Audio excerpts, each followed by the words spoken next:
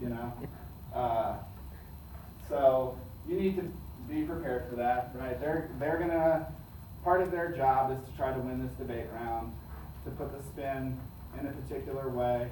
So the first thing I would say is don't panic, right? They're probably gonna be aggressive with you. The worst thing you can do in those situations is to lash out and be angry. I've seen many debates where the team who's engaging in the performance debate is hyper aggressive. They will get in your face about things, and the other team plays it off and is cool, and they have a good argument, and the other team ends up looking extremely bad. So the first thing I would say is don't panic. These arguments can be located. And here's one way, and I'll admit that I stole this from Scott Odekirk, who is the coach at Idaho State.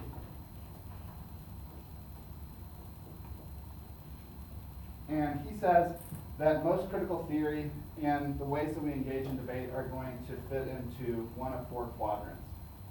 And the first line here, this line, is about the question of whether you engage in the state. And this line here is how you interact with values, which is going to be important in a second. So, on this quadrant, you would have liberal state-based politics.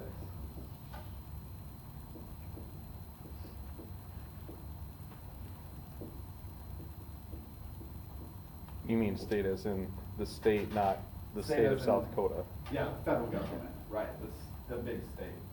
By liberal, are you talking possible liberalism or liberal as? Liberal, not as in Democrat, as in we are a liberal democracy, right? So you're gonna see things like, for instance, this would be your middle of the road apps.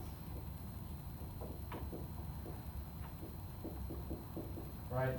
Apps that are using the state but are claiming some kind of ethics / morality advantage, right?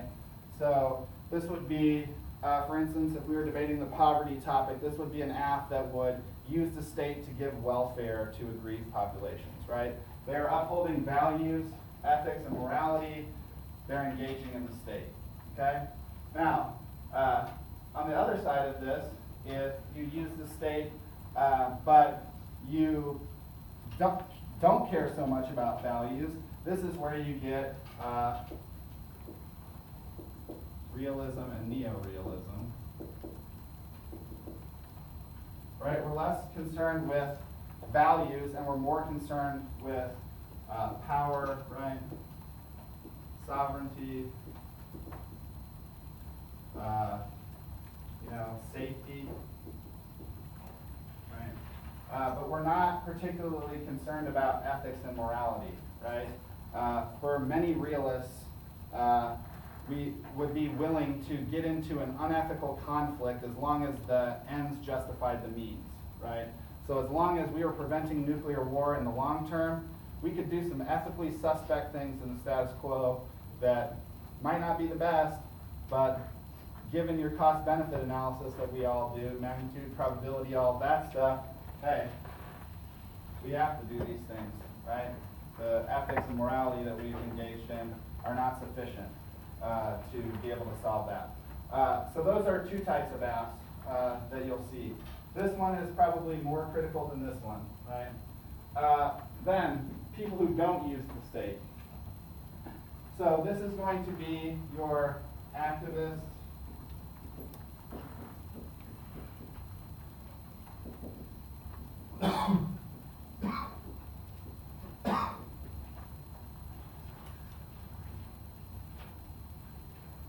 this is where you're going to find the activist, humanitarian, revolutionary sorts of arguments, right?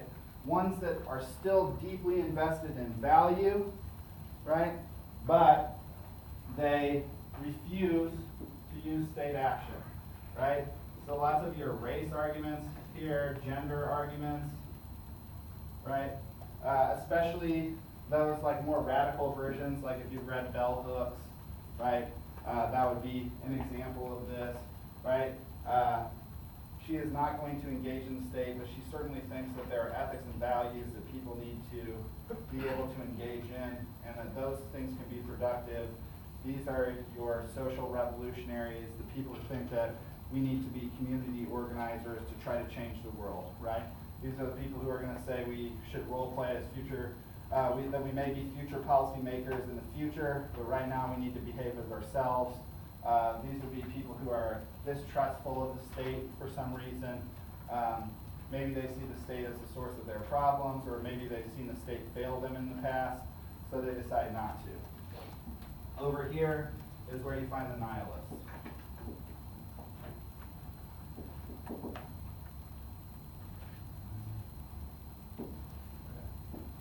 This is where you're going to find Nietzsche. This is where you're going to find Wilderson. Right? These are going to be people who are profoundly distrustful of the way that values are organized, and also distrustful of these state-based systems. So, yeah, that's where those people are going to be. Of course, Nietzsche says that we need to transvaluate, we need to destroy all values with a giant hammer and make new values of our own. Wilderson says that the world is so hopelessly gone that it is so engaged in the process of degrading the black body that we need to understand that the world has failed and give up on it. And that is a deeply, deeply nihilistic argument. So, the question then becomes, well, how do we answer these, right? Well, my point would be to figure out where you want your negative to be. So, if you are hitting an aft that's a Wilderson aft, right? One of the ways you can answer them is by, hey, you know, some of these values over here that you are denying, right, are good values that are productive and help people and save people. And maybe rather than giving up on the world and being super pessimistic, right, we should engage in some form of optimism, right? The contradicting point to Wilderson is called Afro-optimism, right? Wilderson is an Afro-pessimist. And there are those people who sit on this side of the fence who say, yes, the world is profoundly screwed up. We have problems with race still. We have problems with gender still. But the idea that we are going to give up on these productive values that have helped us solve some of these problems, not all at once, but in a piecemeal way, are productive. And instead of giving up on the world, maybe you should start organizing, right? Instead of giving up on the world, maybe you should take some personal investment, right? If you want a great example of how that debate goes down, you should watch the finals of CETA this year. Right? West Georgia goes for Afro-pessimism, and Emporia State goes for Afro-optimism. It's one of the best debates I've ever seen, and it's a hallmark example of how these debates should go down. The affirmative side saying debate is a place where we should organize ourselves into communities that should rely on these values to be able to solve problems, and the other side saying, nope, this surveillance, this need to be judged by white judges, this need for us to engage in liberal values that we don't hold or haven't served us is bad, and we need to give up on it because those values are defeating you, right? That's one way of answering this argument. Now, if you're over here, and you're engaging in this activism, right, then this side can come at you and say, hey, those values that you think are so important, that's what's really messing us up, you know? Because it's when somebody thinks that they've got the proper idea of right and wrong, right? It's when people are so sure that they know what's ethical that they're able to go out and act in the world in such a way that bad stuff happens. This is where you hear things like the quote that the road to hell is paved with bad intent or with good intentions, right? Evil people often don't go out intending to do evil, right? They have a misguided sense of moral authority that leads them to do awful things in the name of their version of what is right and wrong, right? So you could read a Nietzsche critique against these folks, or read a Wilderson criticism against these folks, and say it is your literal belief in these value structures that unwind your project, right? Likewise, if you're on the top side of this hitting anyone on the bottom side, a defense of the state is good. A defense of the state works. I would urge you to not make it as a question of a rule about debate, but rather a question of a method about how we ought to resolve problems in the world. So rather than saying, as part of the debate, the negative must do this, the affirmative must do this, you would simply stand up and engage in the debate by saying, look, your willingness to give up on these federal government solutions and not turn your agency towards the most powerful agent in the history of the world, the United States federal government, is a problem, right? And that state has been good, it's been productive, it's solved problems, and so if you want to be an activist and an organizer, you should start being an activist and an organizer that tells people to engage the state. Otherwise, we are going to be failing by interacting with one of the most powerful forces of change in the history of the world, right? That's probably not a good thing, right? Over here, again, if you're having the hedge good, hedge bad debate, right, that goes down, right? Over here you have the person that says, look, we need to align ourselves, protect ourselves, make ourselves safe by whatever means are necessary as long as the ends justify those actions, right? So over here, the realist is telling the liberal, you're a weak liberal, and all of your ethics and morality are going to draw us into conflicts that are bad for us, that weaken us as a state, and make it impossible for us to be able to resolve conflicts the way we need to, which means that you are putting us on the course towards those nuclear wars that we are talking about, because the United States can't effectively engage because we are ethically and morally hand-tied, and we can't do it, right? So those things work. Yeah, I mean, and then of course you can go across the paradigm too, right? Nihilists, of course, would challenge this side's use of the state and challenge this side's use of values, right? If you're on this bottom side and you're saying state bad, one of the negative strategies that we use all the time, particularly against these middle-of-the-road apps, is to read a counterplan where you engage in the activism of the app without the use of the state. You may say, why? Why would you forego the state? And that's that question of coalition building, right? It's about the question of coalition building, identity, and belonging. That for some people, the state hasn't served their needs. That it might be psychologically violent for some people to role play as an agent that has caused them harm in the past, right? And you'll hear race teams make this argument all of the time. I should not have to role play the people who are my oppressors, right? And you know, that's an argument that has to go down then, right? Should we role play these people? Should we role play a different looking version of the federal government? Or should we, you know, maybe not force those people into that uncomfortable situation? That's a very good debate to be had. If you're interested in that debate, you should watch the finals of the NDT this year, because that's what that debate was effectively all about. So those are some ways. So the reason I put this up here is because it helps you locate where you are in the debate round. I think the most important thing in these rounds is that there is an overwhelming sense of, well, this isn't traditional, I don't understand it, and therefore we're not going to engage it, we're going to try to do something else.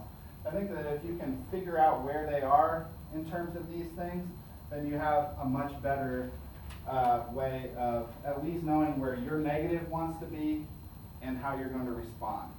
So I would also encourage you then during your pre-round prep, right, as you're getting ready for these type of tournaments, so let's say you're going to one of these tournaments where you know these teams are going to be, say to yourself, okay, do I have a strategy against liberal state-based politics apps? What am I going to say, right? Do I have a strategy against realism apps, right? And then these two you're probably going to have covered. This is the majority of apps, right?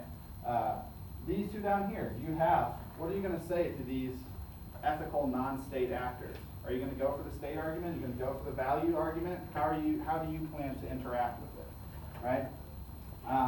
Aside from this little document here, or way of thinking about it, there's a couple other issues I think you should think about when you're being negative against these. And I've already talked about the first one, which is method versus method.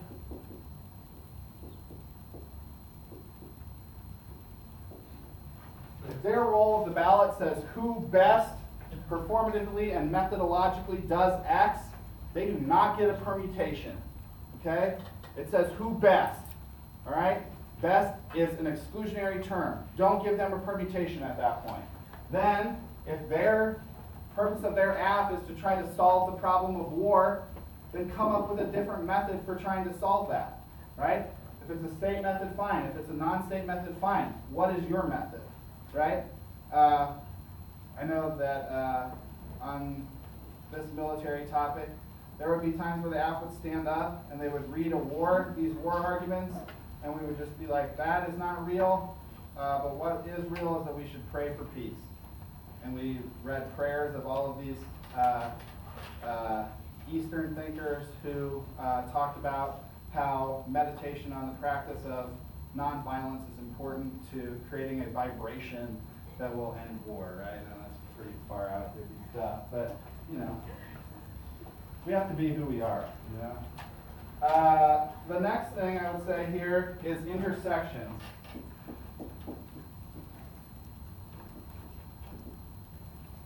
Okay? This is incredibly important with the identity arguments, okay? If they stand up and talk about the question of race, right? And you're ready to have a debate about gender, right? Well, what about intersections of race and gender, right? What about black feminism? Or what about third world feminism? Given that we're going to be dealing with the topic about the global south, right? And you can just say, look, your app misses the point. By saying that race is the only consideration that we ought to think about, it misses the point that people aren't just black, right, or white, that people can be black and female, and maybe they have some kind of disability or something like that.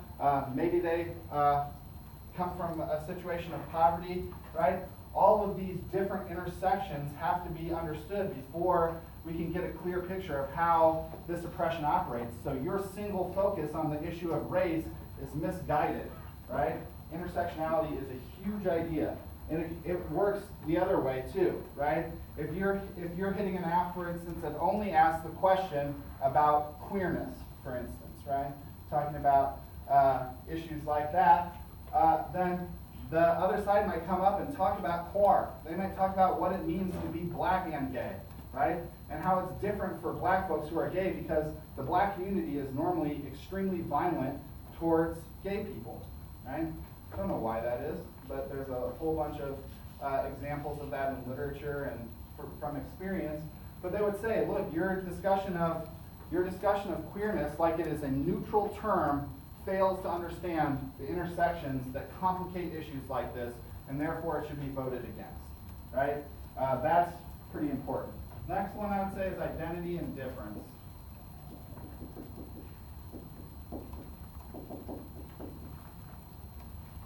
Now, identity is who we are, and people on the identity side of the issue think that identity is an essential kernel, right? That it is unchanging, and that we are who we are to some extent all the time. That there is some fundamental aspect of ourselves that is unchanging. These would be your people sort of in this area, right? These folks who come from the side of difference are people like William S. Burroughs, and a lot of these deconstructionists who think that, identity isn't as simple as we are the same person all the time, but that we have events that happen to us that not only change us in profound ways, but change us literally into different people, and that you won't be the same person you are tomorrow as you are today, right? And so this idea that we should think of ourselves as one unchanging identity through all time is profoundly trapping us, because it doesn't allow us to express all of these various different selves that we could be, and we're not open to the possibility of changing who we are in a fundamental way, which is probably important to being a good critical thinker in the world, right? You have to be open to the possibility of being changed by something in order to actually have anything happen. So that would be an important part. These people on the identity side would say, hey, for some of us, all we have is our identity. I know that there's an author for this by the name of Grande who talks about this question in the context of Native Americans and says that Native American folks, due to the way that they've had their culture and everything stripped from them, the only form of agency they have left in terms of their identity is to be able to say, I am a member of this nation, and that is part of who I am. That is not changing, never will change, and can't change. And so this type of postmodernism is a strategy to divorce Native people from their identities so that they can more easily assimilate into white culture, right? And therefore, this Grande individual talks about how the project of difference is very dangerous, right? The fourth one is subject versus object.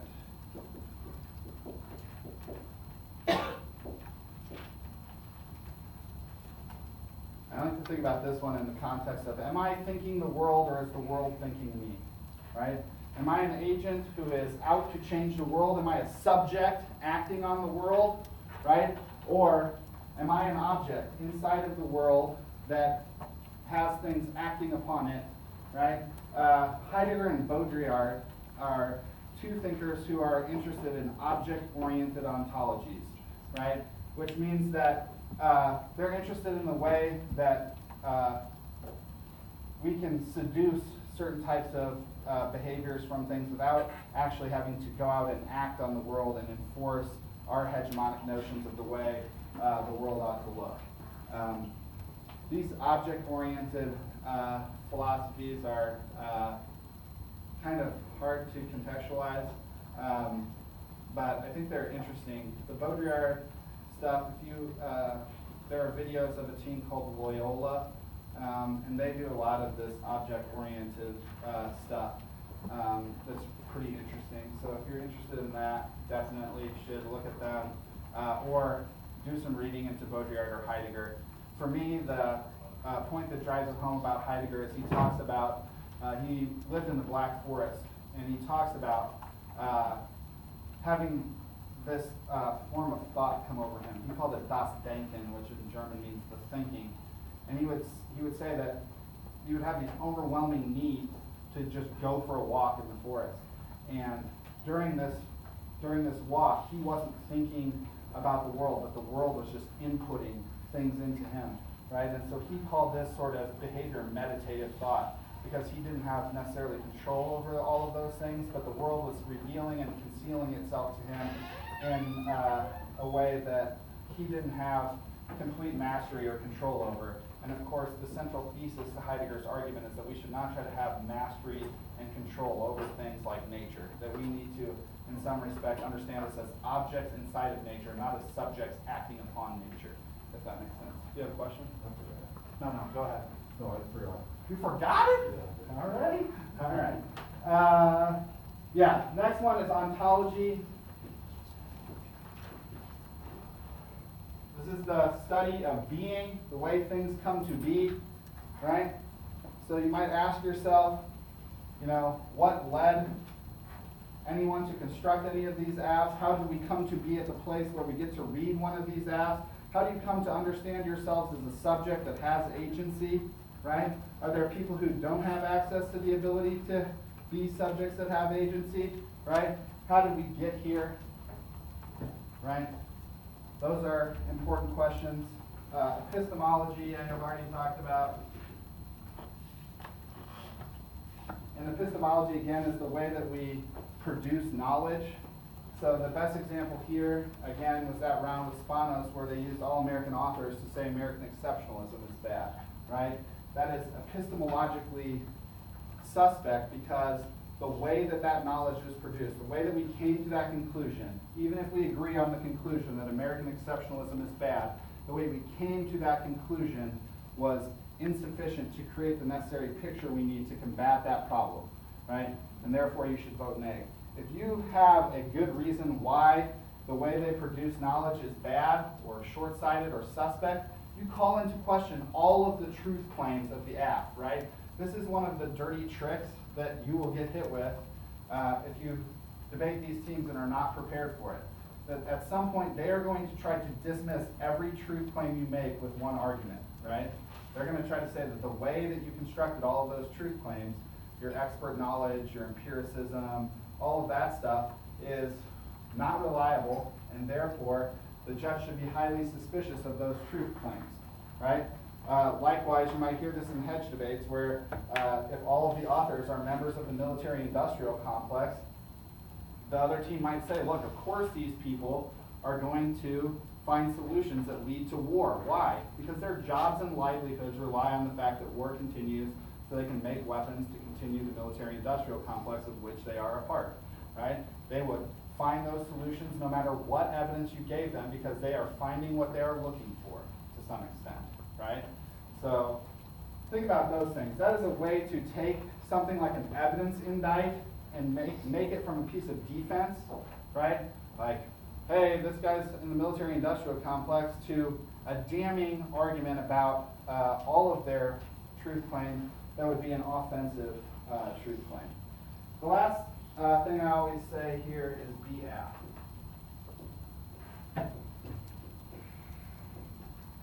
Even when you're neg, be apt. Make an affirmative argument, right?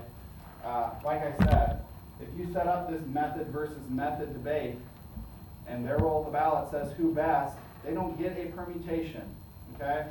So be apt in that case, you know? Stick to the ground that you think you can best defend. Try to make an affirmative argument about why your method would be better than theirs, more preferable. That's a way to engage in all of these debates. And there are a couple of debates that are good examples of that. I'd say the best one would be Emporia State versus Oklahoma from last year's CETA. That was a debate about queerness versus race arguments. And the negative team just decides, look, we're going to be apt. The other team wants to make all these arguments about queerness. They don't want to take a direct advocacy. They want to maintain this really fluid, changing position. We're going to be apt. Here's what we're about. Here's what we came to talk about. Here's our activism. Whatever they're doing, that's them. And we'll figure it out as they make arguments against us. Yeah. So those are different ways of locating and thinking about these problems. That's a pretty good list. But yeah, do those make sense? Do we have questions about those? More questions? Yeah. How does your personal identity interact with like the identities that you would advocate for? Yeah. If you're like a white man. Sure. Yeah. Well, I'm a white man. So this is pretty important. This isn't about, and you know, some people will tell you it is, and some people will tell you it isn't. You know, I mean, I've been in conversations with folks about this stuff, and you know, they say to me, Christensen, there are just certain arguments that you don't get to make, and you know, I profoundly disagree with that. But there's a debate to be had about that, and therefore I think we should have it, right?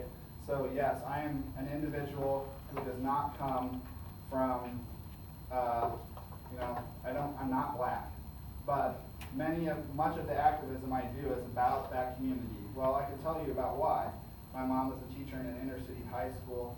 I spent most of my young childhood inside of that high school, so I lived around black culture a lot. I got to see a lot of stuff from a young age that was, you know, where I recognized that there were differences in the way those people and a person like me was treated and the opportunities that we had and things like that. So for me, my activism comes from a place of having experience and knowing about these things and then caring enough about other people to go do it, you know. But yeah, so I would turn on my own identity there and talk about why it is that these are the people I'm speaking on behalf of, right?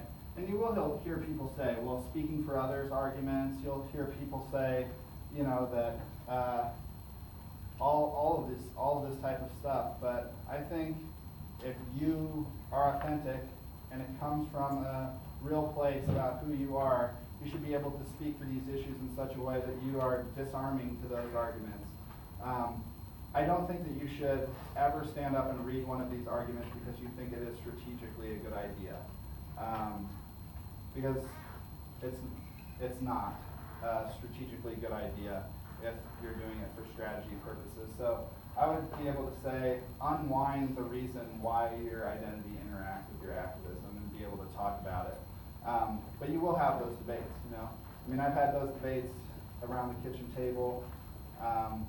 You know, there's things like Facebook resistance page, you know, that is almost exclusively black members and very suspicious of allowing white members to join and things like that.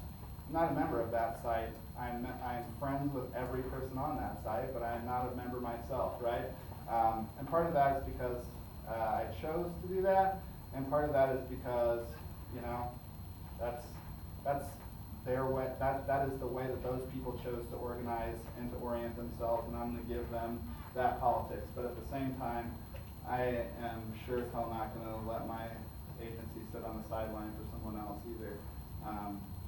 So, yeah, I don't know if that answers your question, but in a roundabout way, maybe, yeah.